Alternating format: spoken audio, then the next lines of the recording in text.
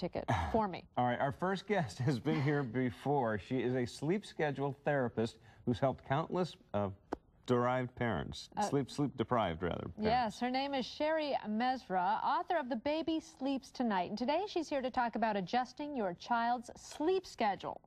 And Sherry joins us now. And Sherry, welcome back to Daytime. Good to see you again. Thank you guys for having me again. You can have your baby sleeping through the night in 9 weeks. Yes. Yes, you can. Yes, yes really. Okay. Sherry says so. Let's talk about dealing with our kids' different sleep schedules now. I mean, school ended not that long ago, and do you keep them on the same schedule, or do you change them to a summer schedule? Well, you want to have a little bit of flexibility, especially if you're traveling. That's very important. But you still want to have safe boundaries, you know, in terms of setting that vacation schedule bedtime, you know, where it might have been with your older children, where it might have been, say, 8 or 9 o'clock. Maybe you allow them till 9:30 or 10, sure. But you want to stick to that because they need to have that consistency of knowing they need to go to bed at a certain time, and then they get that rest, because rest is important. Do you think sometimes the parents let them stay up late because they want them to sleep in the next morning? I really do believe that. Yes, because hey, it's summertime. Yeah, but you know, there's always they're always hyped up, and if you're on vacation in particular, there's going to be things that they're going to be doing the next day that they're going to be hyped up about. But that's a really good reason to want them to sleep, because you don't want them getting to the amusement park and halfway through the day becoming crabby and tired and, you know, being a real pain for everybody around them. Oh yeah. You know, and that's why vacations should not be missed with your children, with your infants, your babies, because it's that wonderful family time of being together. However, it really does pay to be prepared. You really want to make sure that you plan out your schedule and that you try to stick to it as much as possible, especially with infants. You know, if you're on a really good schedule and you're, say, in the Eastern time zone, and you're going across one time zone, stick to it. Stick to what you are currently at. It'll make your life a lot easier when you get back. that makes a lot of sense.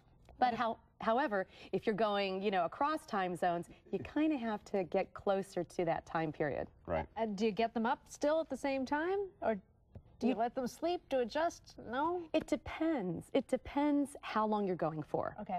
For example, if, say, you're going across 2 or 3 time zones and you're going to be gone for 10 days, you really want to try to get close to the time zone that you're currently at. Sure. But you have to remember, it's going to take 2 to 3 days to get back on track when you get back to wherever you're at. You're taking an RV trip this summer with your family. Now, that should be quite interesting. Oh, it is the best. It's the most wonderful way to travel.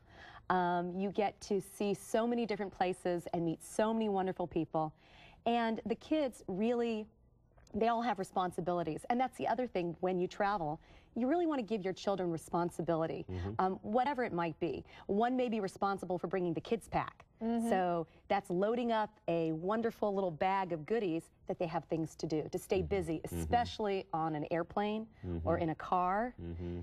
You don't want to run out of things to do. At least in RV, there's a little room to move around, but I bet you, kids could trash an RV pretty quickly if they wanted to. Oh yeah, we have the no shoe rule.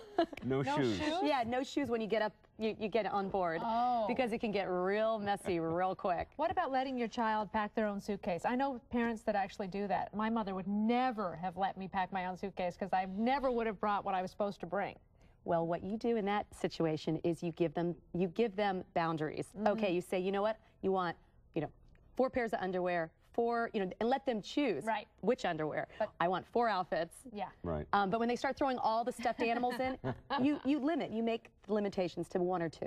Okay, well, sweet dreams to you tonight. Happy I know travels. Yes, be careful. Good luck. Thank you so much, and thank you for having me on.